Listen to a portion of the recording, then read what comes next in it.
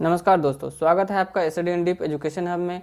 आज हम लोग डिस्कस करने वाले हैं अक्सर एग्जामिनेशन में पूछे जाने वाले कुछ महत्वपूर्ण प्रश्नों को। इसमें आपके लूसेंट और स्पीडी के बहुत सारे क्वेश्चन कवर अप हो जाएंगे। तो चलिए शुरू करते हैं। आज का पहला क्वेश्चन, भगवान बुद्ध को ज्ञान की प्राप्ति कहाँ हुई थी? भगवान बुद्ध को ज्ञान की प्राप्ति बोध गया में हुई थी। भगवान बुद्ध को ज्ञान की प्राप्ति कहाँ हुई थी? तो बोध गया में। आर्य समाज की स्थापना किसने की है? आर्य समाज की स्थापना स्वामी दयानंद ने की है। आर्य समाज की स्थापना किसने की है? स्वामी दयानंद ने की है। पंजाबी भाषा की लिपि कौन सी है? पंजाबी भाषा की लिपि गुरुमुखी लिपि है। पंजाबी भाषा की कौन सी लिपि है? गुरुमुखी लिपि है। भारत की मुख्य भूमि का दक्षिणतम किनारा कौन सा है? भारत की मुख्य भूमि का दक्षिणतम किनारा कन्याकुमारी है। कन्याकुमारी। नेक्स्ट क्वेश्चन, भारत में सबसे पहले सूर्य किस राज्य में निकलता है? भारत में सबसे पहले सूर्य किस राज्य में निकलता है? अरुणाचल प्रदेश में। अरुणाचल प्रदेश में सबसे पहले भारत में सूर्य निकलता है। इंसुलिन का प्रयोग किस बीमारी के उपचार में होता है? तो मधुमेह। मधुमेह के उपचार में इंसुलिन का प्रयोग होता है, यानी कि डायबिटीज के उपचार के लिए इंसुलिन का प्रयोग होता है। बिहू किस राज्य का प्रसिद्ध त्यौहार है? बिहू असम का प्रसिद्ध त्यौहार है। असम का प्रसिद्ध त्यौहार बिहू है। कौन सा विटामिन आंवले में प्रचुर मात्रा में मिलता है? Vitamin C. कौन सा विटामिन आंवले में प्रचुर मात्रा में मिलता है? तो विटामिन सी आंवले में प्रचुर मात्रा में मिलता है। भारत का प्रथम गवर्नर जनरल कौन था? भारत का प्रथम गवर्नर जनरल कौन था? ध्यान रखिएगा, William Bentinck. William Bentinck Bharat के प्रथम गवर्नर जनरल और अंतिम बंगाल के अंतिम governor general William Bentinck. Test मैचों में भारत की ओर पहला शतक किसने लगाया? भारत की ओर से पहला शतक टेस्ट मैचों में किसने लगाया था? लाला अमरनाथ ने। लाला अमरनाथ ने टेस्ट मैचों में भारत की ओर से पहला शतक लगाया था। विशाल हरियाणा पार्टी किसने बनाई थी?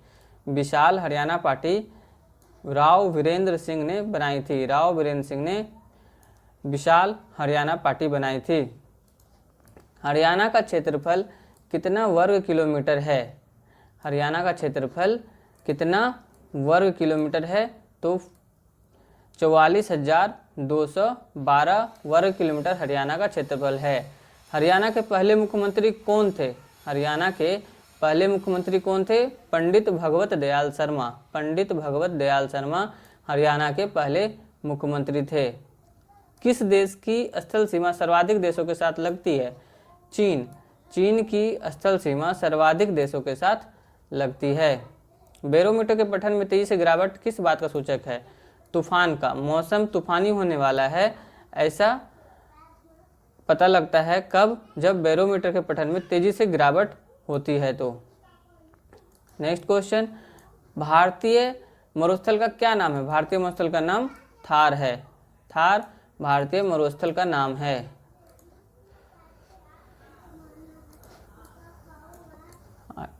काजीरंगा राष्ट्रीय अभयारण्य किस राज्य में है? काजीरंगा राष्ट्रीय अभयारण्य आसाम में है। काजीरंगा राष्ट्रीय अभयारण्य किस राज्य में है? आसाम में।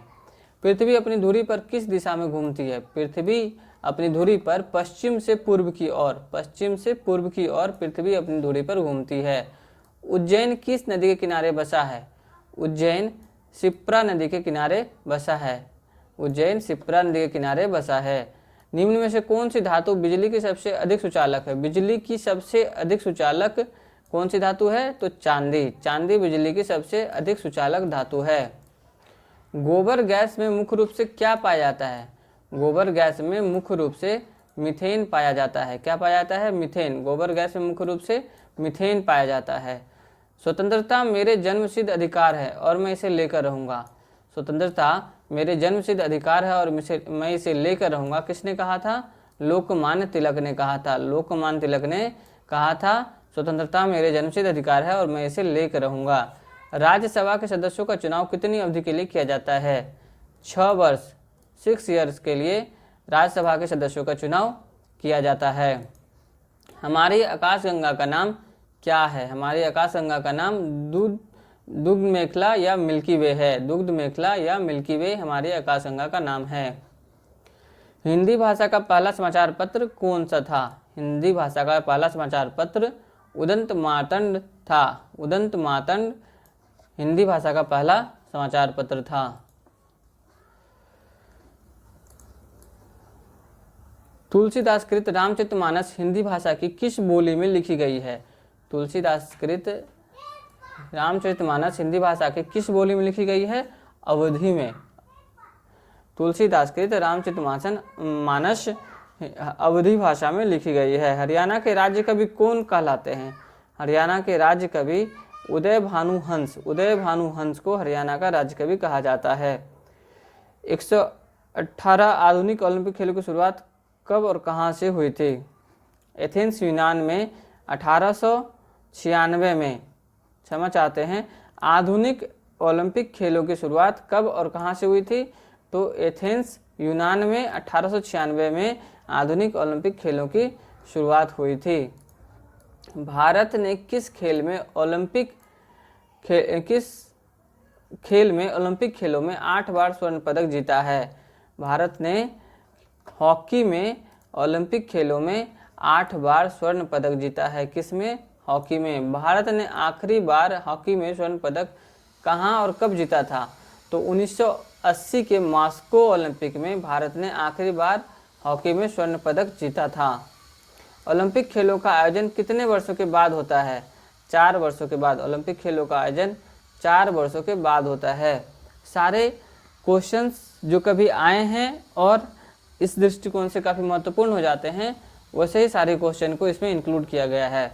तो दोस्तों वीडियो जरूर देखिएगा, अंत तक बहुत सारे क्वेश्चन जानने को मिलेगा। अंतर्राष्ट्रीय ओलंपिक समिति का मुख्यालय कहाँ स्थित है? तो अंतर्राष्ट्रीय ओलंपिक समिति का मुख्यालय लुसान स्विट्जरलैंड में है। अंतर्राष्ट्रीय ओलंपिक समिति का मुख्यालय कहाँ है? लुसान स्विट्जरलैंड में है।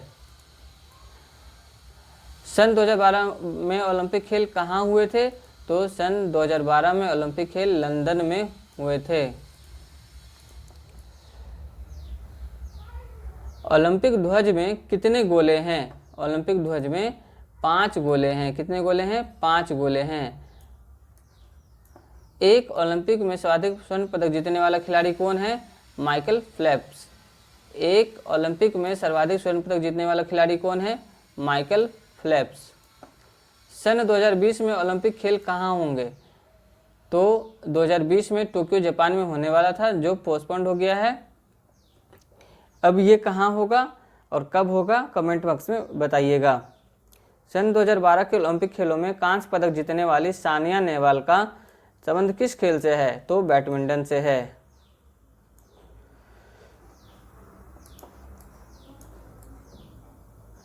नेक्स्ट क्वेश्चन, भारत ने ओलंपिक खेलों में पहली बार किस वर्ष भाग लिया था?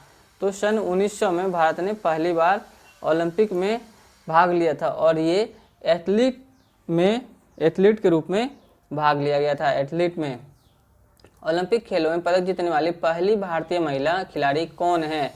तो ओलंपिक खेलों में पदक जीतने वाली पहली भारतीय महिला कर्णम मल्लेश्वरी है। बैक टू द वेदास, वेदों की ओर लौटो का नारा किसने दिया था? वेदों की ओर लौटो का नारा महर्षि दयानंद ने दिया था।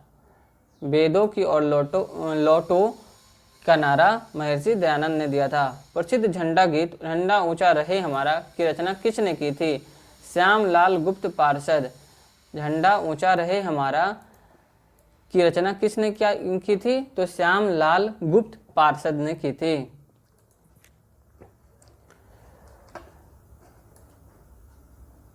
पशुओं में मिल्क फीवर बीमारी किसकी कमी के कारण होता है? पशुओं में मिल्क फीवर बीमारी किस कमी के कारण होता है? कैल्शियम की कमी के कारण पशुओं में मिल्क फीवर नामक बीमारी होती है। मानव शरीर के किस अंग द्वारा यूरिया को रक्त से फिल्टर किया जाता है? यूरिया को रक्त से फिल्टर मानव के किस अंग द्वारा किया जाता है? तो गुर्दे के द्वारा, किडनी के द्वारा।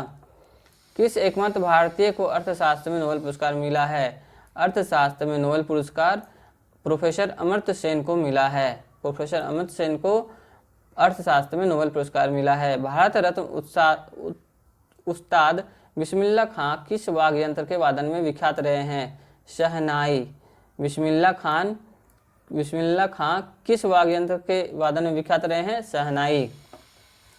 नेक्स्ट क्वेश्चन, भारत के अंतिम गवर्नर जनरल कौन थे? भारत के स्वतंत्र भारत के अंतिम गवर्नर जनरल कौन थे? तो सी राजगोपालाचारी। इस क्वेश्चन को ऐसे ही पूछा जाता है, भारत के अंतिम भारतीय गवर्नर जनरल कौन थे? तो सी राजगोपालाचारी। भिलाई इस्पात संयंत्र का निर्माण किस देश के सहयोग से किया गया था? तो भिलाई इस्पात संयंत्र का निर्माण रूस के सहयोग से किया गया था। उत्तरी ध्रुव में भारत के अनुसंधान केंद्र का नाम क्या है? उत्तरी ध्रुव में भारत के अनुसंधान केंद्र का नाम हिमाद्री है।